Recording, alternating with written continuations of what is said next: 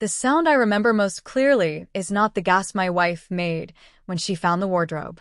It was the soft, almost courteous clatter of wooden hangers touching each other, a domestic sound so ordinary that for one suspended second my body refused to understand what it meant. I was in the kitchen rinsing rice, my sleeves rolled to the elbows, when I heard it from the spare room at the end of the hall. We had always called it the spare room, though for 3 years it had really been a storage room. Winter blankets in zippered bags, a folded ironing board, 2 suitcases with broken wheels, and, behind a narrow door I had installed myself and painted to match the wall, the private life I kept telling myself was temporary. When Emma called my name, she did not raise her voice. That was worse. Anger would have given me something simple to react to. Instead, there was only my name spoken in the tone she used when she found a crack in a glass she liked or a letter with bad news tucked between grocery coupons. I dried my hands on a dish towel I folded twice before putting down, because even then some part of me was still trying to preserve the illusion that this was an ordinary afternoon in an ordinary marriage. When I reached the doorway, she was standing in the little alcove with one hand still on the hidden handle and the other resting on a pale blue cardigan I had bought 2 winters earlier and never worn outside that room. She looked at me, then at the row of dresses, skirts, blouses, carefully spaced shoes, stacked boxes of scarves, hosiery folded into small squares, the cheap oval mirror propped against the wall, and then back at me with a face I had never seen before. It was not disgust. It was not even surprise, not in the simple sense. It was the look of someone realizing that the map of her life had contained an entire unmarked country. "Whose are these?" she asked, and because she already knew the answer, it was the gentlest accusation I had ever heard. I could have lied in a dozen efficient ways. I had rehearsed some of them over the years without admitting that rehearsal to myself. I could have said they were props from a theater fundraiser, bags from a cousin after a move, a secret habit I was ashamed of but didn't mean anything by.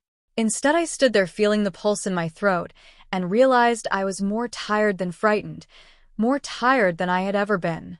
I said, "Mine," and the word entered the room like a third person. What changed my life was not that she found the wardrobe. It was that when she did, I was too exhausted to keep protecting the person I had spent decades performing.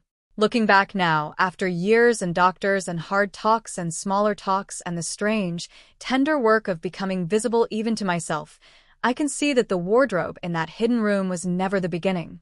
It was an archive. Every hanger held a year I had misnamed. Every folded sweater carried some old compromise in its sleeves. Emma thought she had discovered a secret collection of clothes.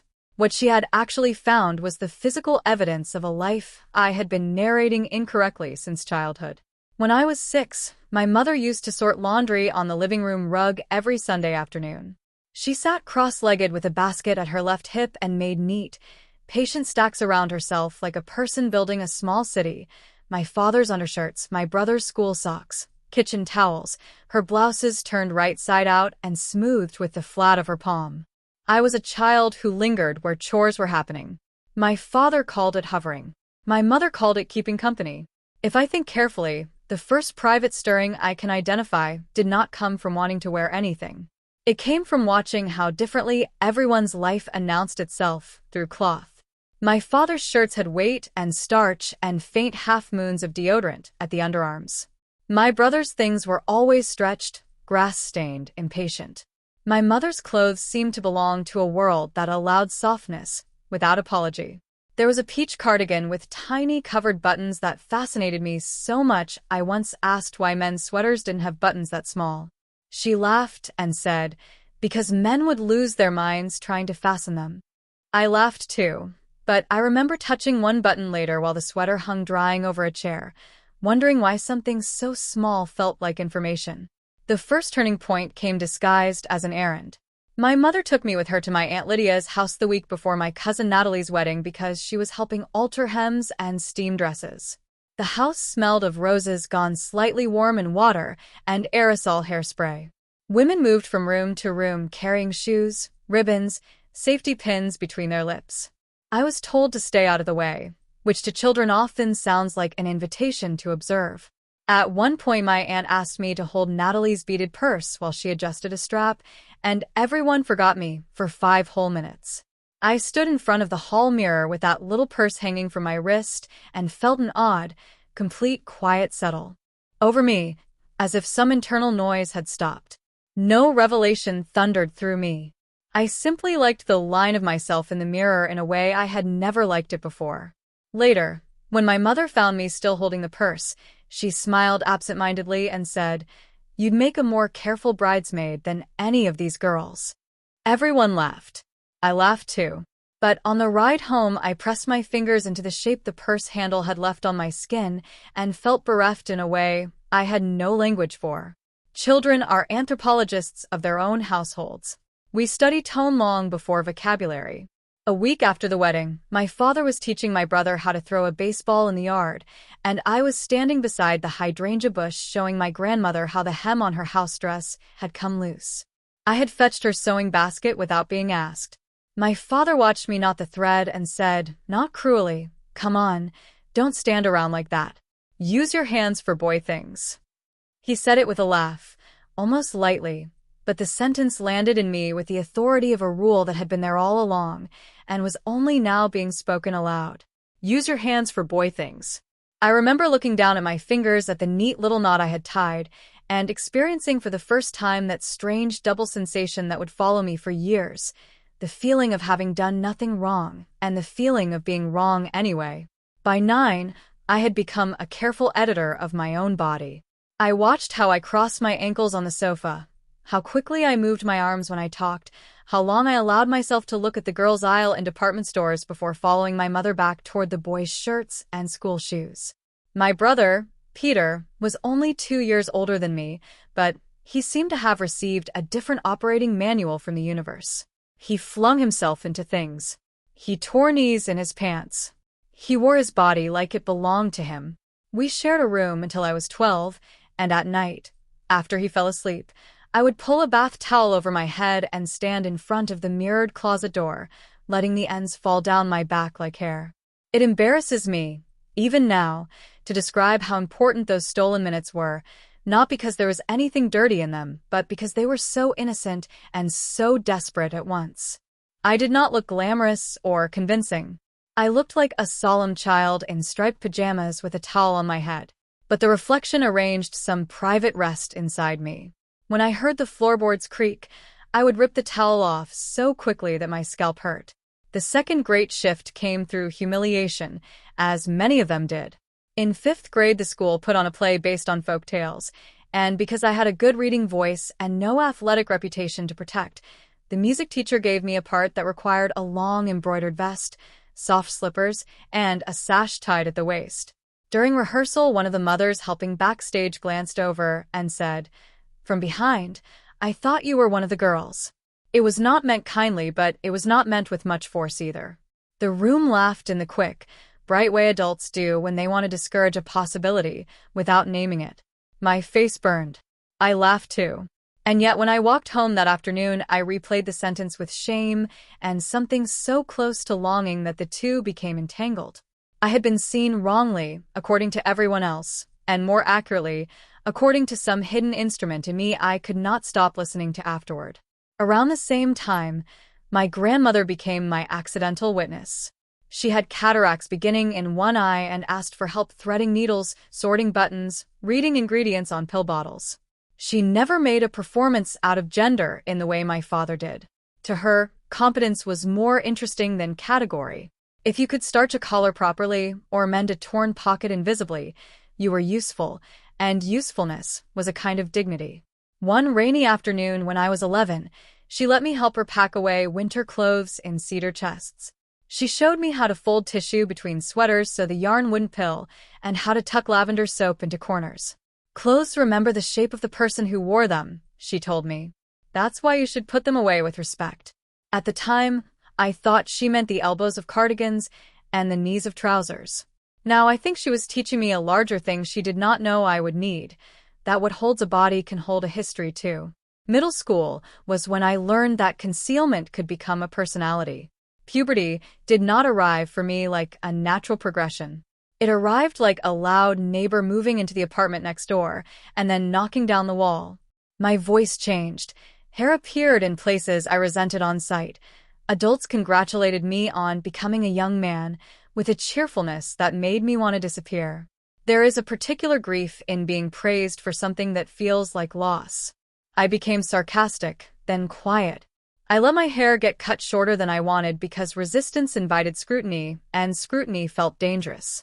In locker rooms, I mastered the art of moving quickly without seeming furtive. I laughed at jokes before anyone could aim them at me.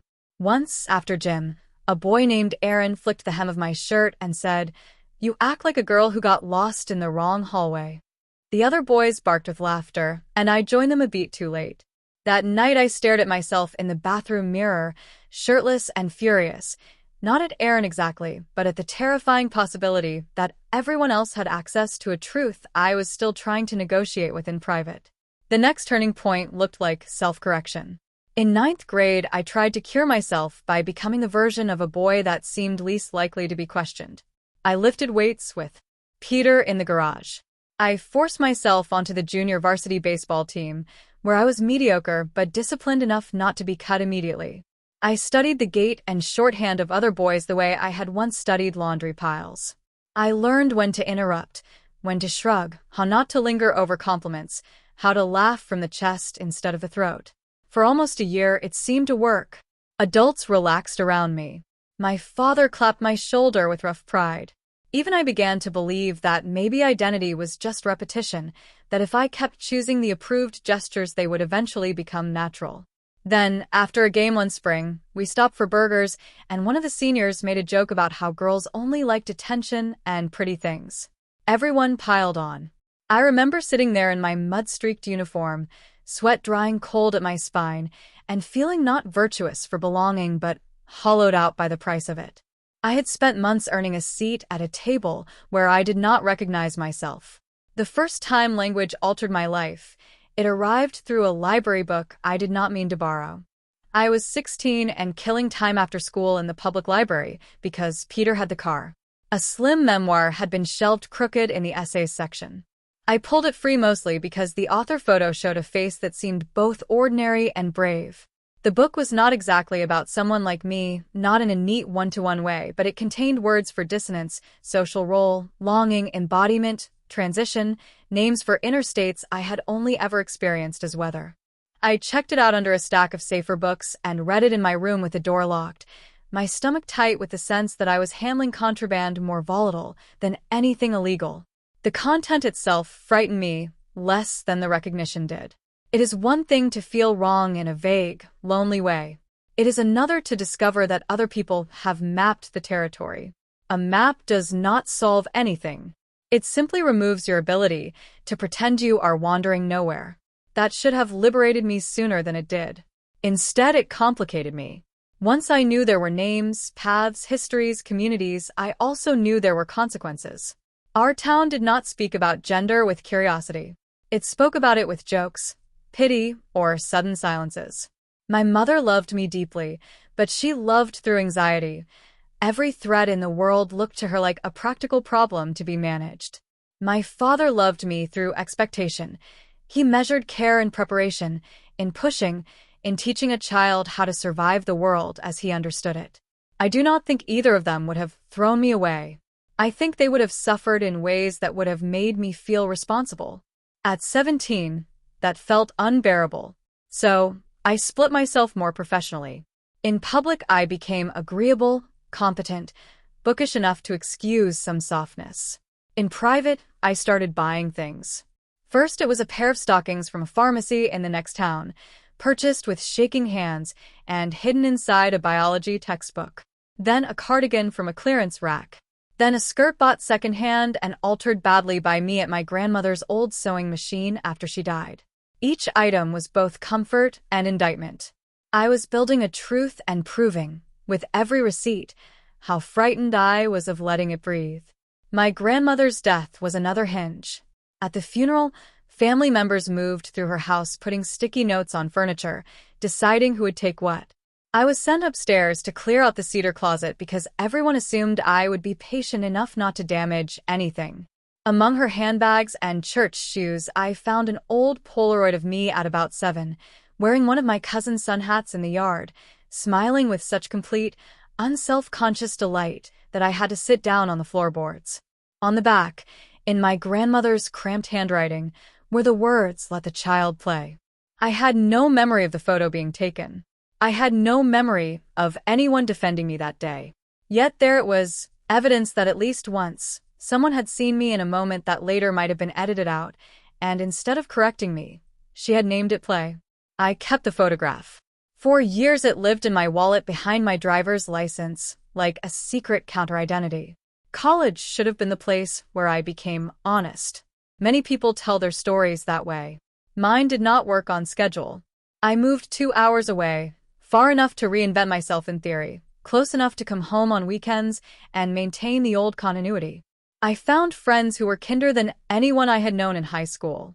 I attended one campus discussion about gender and sat in the back with my hood up, barely breathing. I tried on lipstick in a drugstore restroom once and scrubbed it off so hard my mouth was raw. I filled notebooks with questions I never asked aloud. Freedom can terrify people who have spent years convincing themselves that constraint is what keeps everyone safe. I dated one woman briefly and ended it because every affectionate gesture from her made me feel like I was trespassing in a life she deserved from someone more coherent. By the time I met Emma at 24, I had become very good at seeming stable. She was not a grand love at first sight. She was better than that. She was funny in a dry way that made me feel observed rather than impressed. She wore old denim jackets with theater buttons on the collar and had a habit of reading the backs of cereal boxes while eating breakfast, as if some lost wisdom might appear between the vitamin percentages.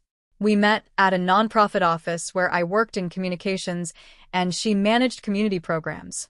She noticed everyone's moods without making a show of sensitivity. Early in our relationship, when I apologized too often or checked her face after making a joke, she would touch my wrist and say, "You don't have to scan the room every second. I'm here." No one had ever spoken so directly to the vigilance in me before. It was one of the reasons I loved her, and one of the reasons loving her scared me. I said that sometimes, privately, I liked trying on women's clothes. I said it relieved stress. I said I had done it on and off for years and was ashamed. All of that was true. None of it was complete. She sat with that for a while and then asked the question that should have split me open. Is this about what you wear, or about who you are? I looked at the floor and said, I don't know. At the time I thought I was avoiding the answer. Now I think I was giving the only honest one I had. Emma did not leave. She did not mock me. She did something more disorienting.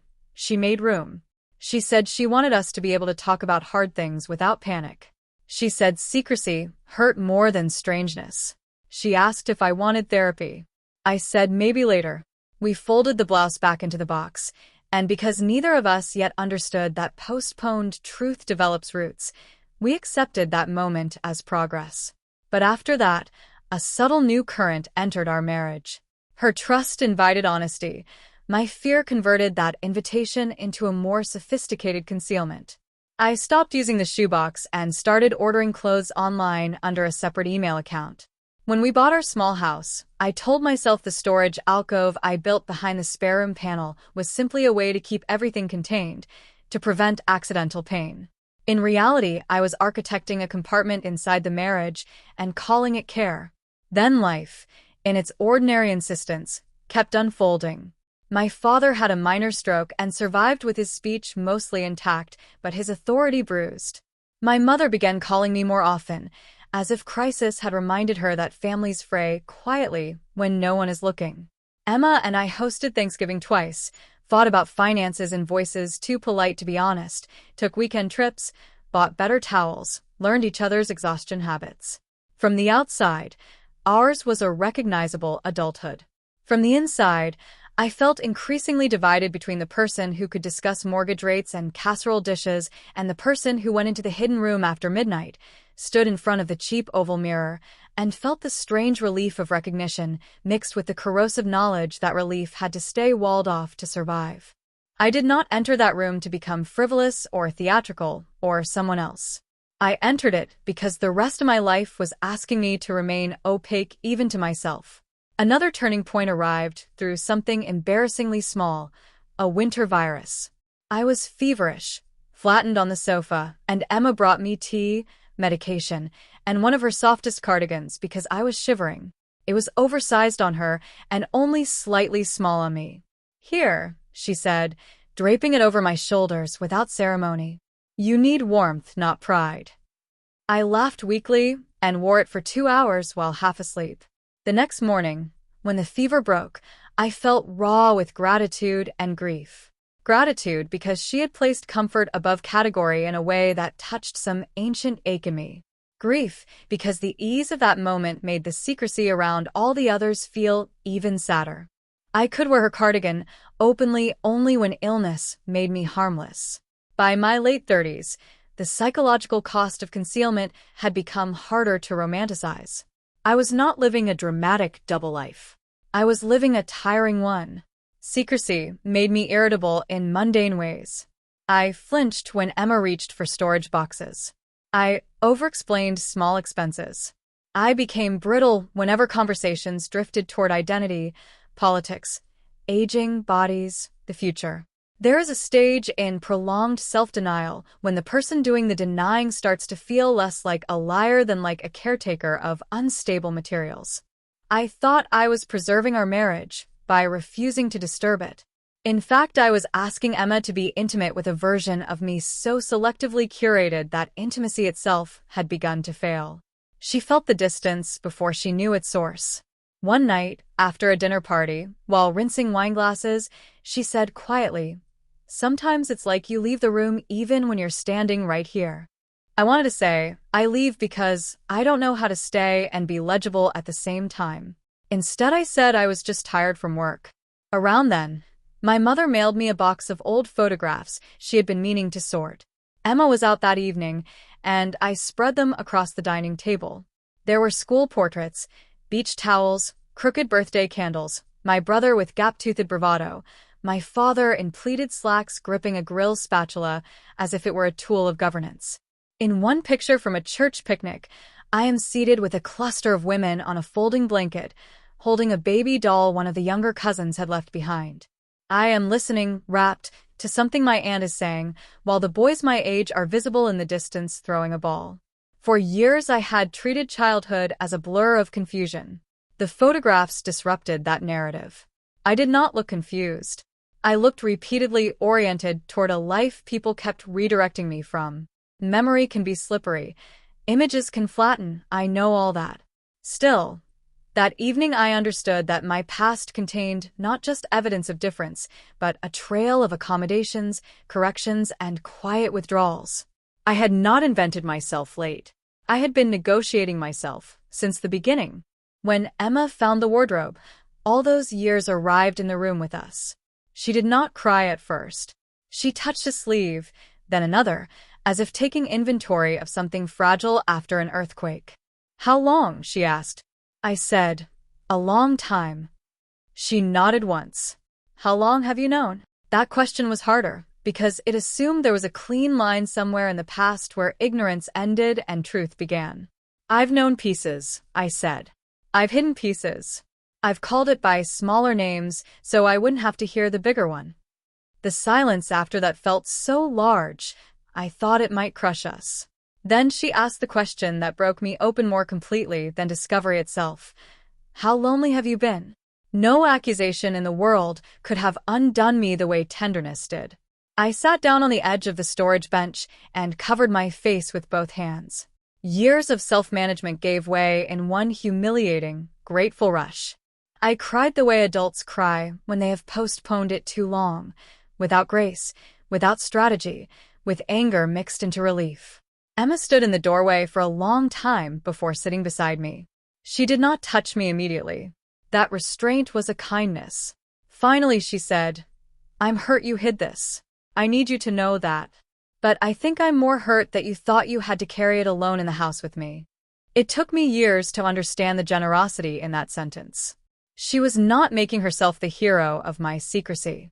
She was mourning the marriage as a place where truth had not felt survivable. The weeks that followed were not cinematic. No single conversation solved us. We slept badly. We circled the same subjects from different angles. Emma wanted facts because facts felt stabilizing to her. Had I been dressing in secret throughout our marriage? Yes. Did I want to live publicly as a woman? I didn't know yet, but the question no longer felt theoretical. Was I attracted to her? Yes, deeply, though my attraction had always been braided with gratitude and dependence and fear in ways I needed to examine. Had I married her in bad faith? That one I could not answer cleanly. I had married her with love, sincerity, and hope. I had also married her while profoundly unfinished and afraid. Both things were true, and the truth did not become nobler just because it was complicated. Therapy was the next turning point, not because it produced instant clarity, but because it interrupted the solitary echo chamber in which I had interpreted myself for decades. In the first session, the therapist asked me, "When do you remember feeling most at ease in your body?" I expected a question about symptoms, timelines, intentions. Instead, I found myself talking about my mother's laundry, my aunt's hallway mirror, my grandmother's cedar chest, the towel over my head, the old cardigan Emma had draped over my shoulders when I was sick. By the end of the hour, I understood something that now seems obvious. My story was not fundamentally about clothes.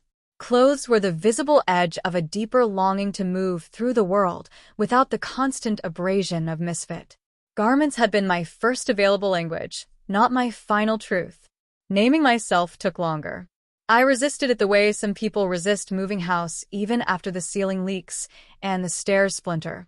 A new name, new pronouns. Any formal claim to selfhood felt unbearably consequential. Emma, to her credit, did not rush me toward declarations that would make sense of things for her at my expense. But uncertainty is hard on a marriage, too. She told me one night at the kitchen table, fingers wrapped around a mug gone cold, "I can walk with you through confusion. I just can't live forever in vagueness." I think that was one of the bravest things she ever said. Love is often described as unconditional by people who have not had to build real lives with it. The truth is that love requires conditions to survive: honesty, effort, presence, the willingness to let another person be altered by what is true. Her sentence pushed me toward choosing language not because labels are magical, but because hiding inside endless maybe had become its own form of refusal. The first time I asked Emma to use my chosen name, my voice shook so badly I barely recognized it. I had been trying it silently for weeks, writing it in a notebook, saying it once in the car with the windows up. "Danny," I said to her that evening, staring at the seam in the couch cushion. "I think I want to try Danny." She repeated it carefully, not as a performance but as an offering. Danny. I cannot describe without sounding sentimental how large that small moment felt. A name spoken by someone who has known your old shape can sound like permission or like pity. In her mouth it sounded like attention. I cried again, less violently this time. She cried too, and later she admitted her tears had not been only tender ones. There was grief in them. She was meeting me and losing something at the same time. Maturity, I learned then, is not choosing one truth and discarding the other. It is learning how to let incompatible truths sit at the same table without forcing them to reconcile too quickly. Telling my family was another series of doors. My mother wept before I finished the first sentence, then apologized for weeping as if emotion itself were the burden she most feared placing on me. "I just want to understand," she kept saying, which was both sincere and impossible in the immediate sense. Understanding is not a package one delivers to the people who love you. It is a practice they either undertake or avoid. My father was harder. We met on his back porch because he could not bear serious conversations without some view of the yard. He listened with his jaw set and his good hand gripping the arm of his chair. "I don't know what to do with this," he said finally. It was not acceptance, but it was not banishment either. Then, after a long pause, he added, "I keep thinking about all the times I told you to be tougher." I waited for the usual parental script of justification. Instead, he stared at the bird feeder and said, almost to himself, "Maybe I was asking you to disappear in a way that looked familiar to me." It was the closest he ever came to an apology, and because it was incomplete, it remains precious to me. Peter surprised me most. My brother, whose ease in masculinity had once felt like a rebuke simply by existing, took me for coffee and said, "I was wondering when you were going to stop suffering so efficiently." I laughed so hard I startled the woman at the next table. He told me he had noticed my watchfulness since we were kids, though he had never understood its source. "I thought you were just better than the rest of us at sensing weather," he said. It turned out I had not been as illegible as I imagined. Many of the people who loved me had seen distress without knowing its name. That realization brought relief and shame in equal measure. We often flatter ourselves that our secrets are flawless. More often they are visible as pain, misread as temperament. The first time I left the house as Danny in daylight, Emma drove me to a neighboring town because anonymity still felt like training wheels. I wore dark jeans, a cream sweater, simple earrings, and the blue cardigan from the hidden wardrobe, the one she had touched when everything cracked open. We parked near a bookstore and sat in the car far longer than necessary. My hands were so cold, I kept dropping the lip balm. "We can go home," Emma said. "No," I answered, and for once the word did not come from fear but from something steadier. When I stepped onto the sidewalk, nothing dramatic happened. No music rose. No crowd parted. A teenager glanced at me, and then at his phone. A woman with a stroller held the cafe door.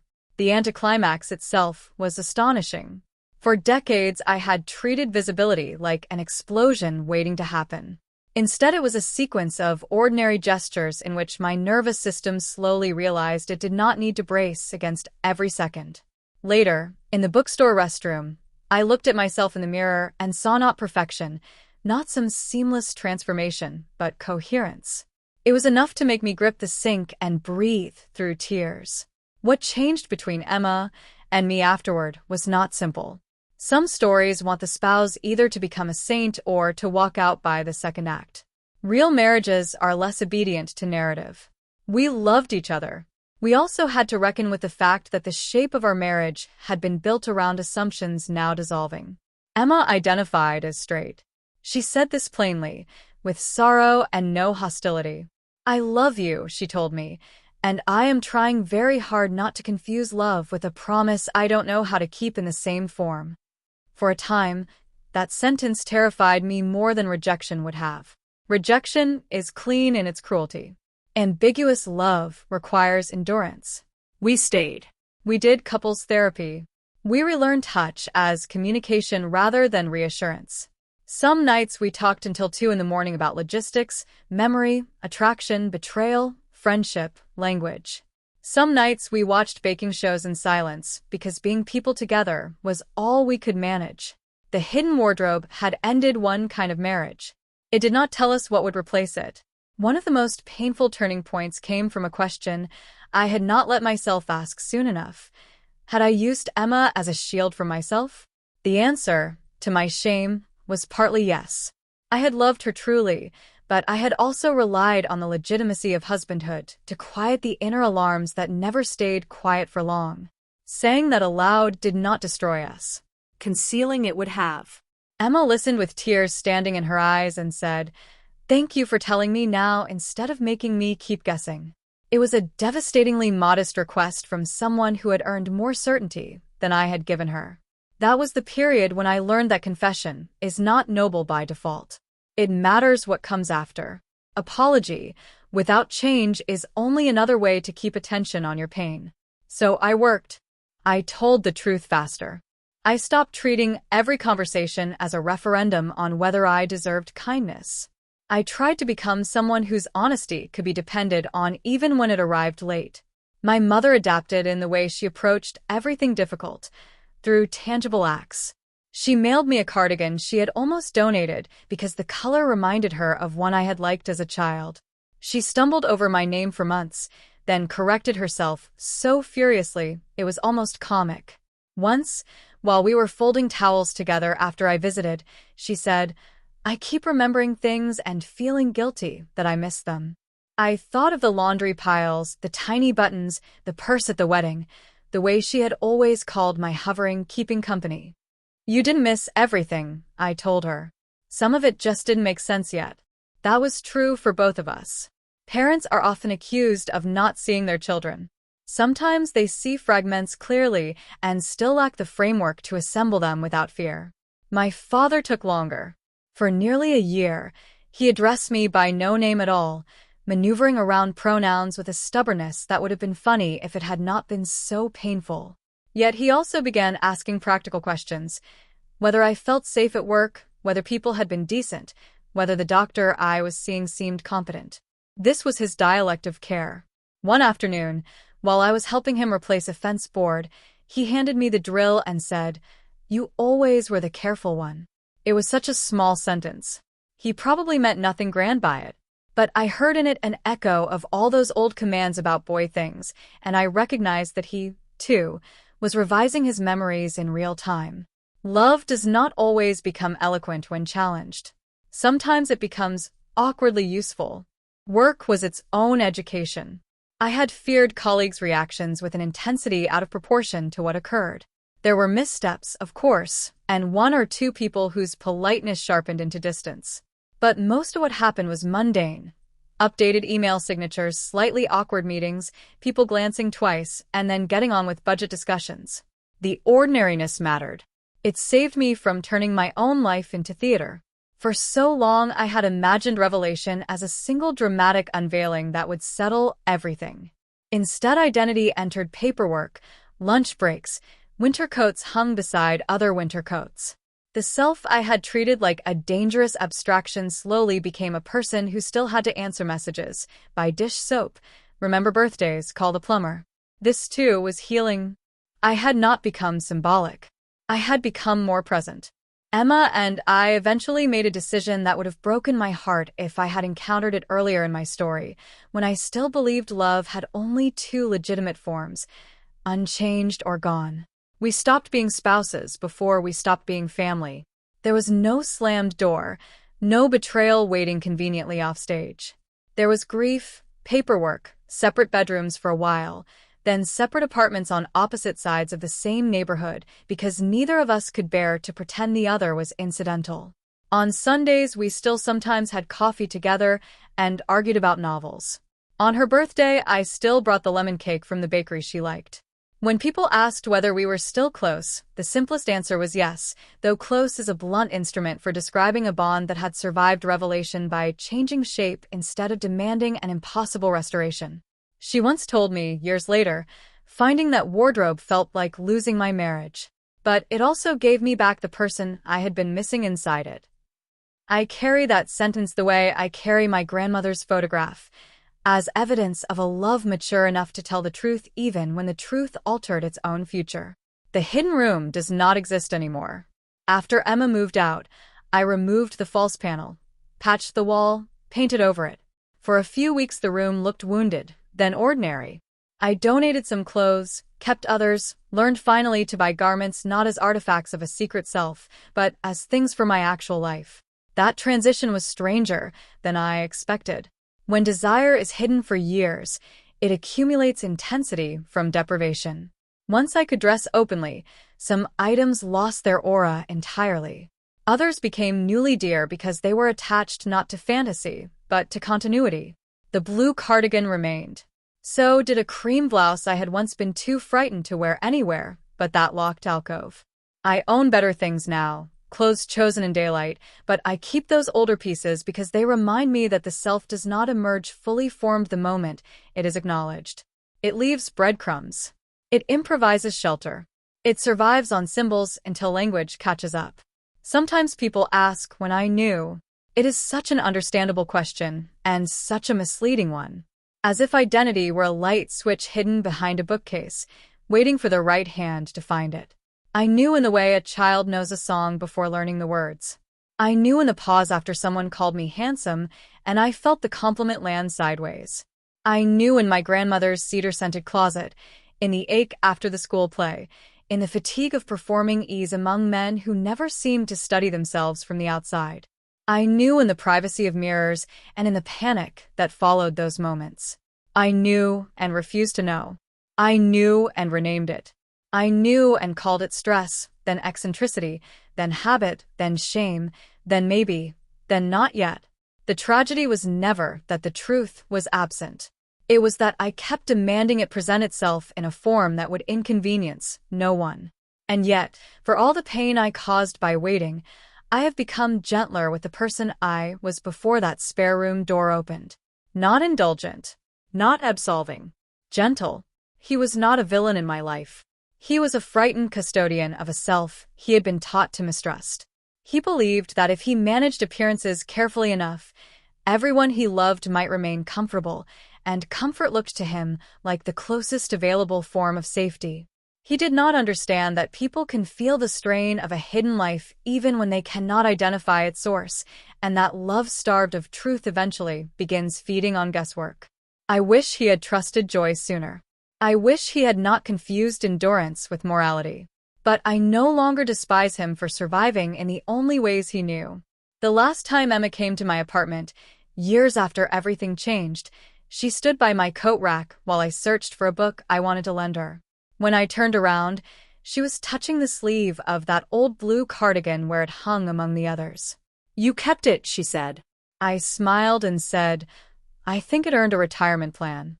She laughed, then looked at me with that same searching gentleness she had in the spare room all those years ago, only steadier now, less shocked by what truth costs and what it gives back. "You know," she said, "that day I thought I had found a hidden wardrobe. But really I found a hidden language." After she left, I sat alone for a long time with those words. A hidden language. That was what my life had been before the truth. Not an absence of self, but a fluency I practiced only in exile. If this story has any wisdom in it, it is not that revelation sets everything right. It doesn't. Truth rearranges. It inconveniences. It asks more of love than performance ever will. It may cost you the future you thought you were protecting, but it also returns to ordinary life its rightful texture. Morning becomes morning again, not a stage cue. A sweater is a sweater, not evidence. A name can be spoken across a room without your body flinching. You stop hearing every question as a threat.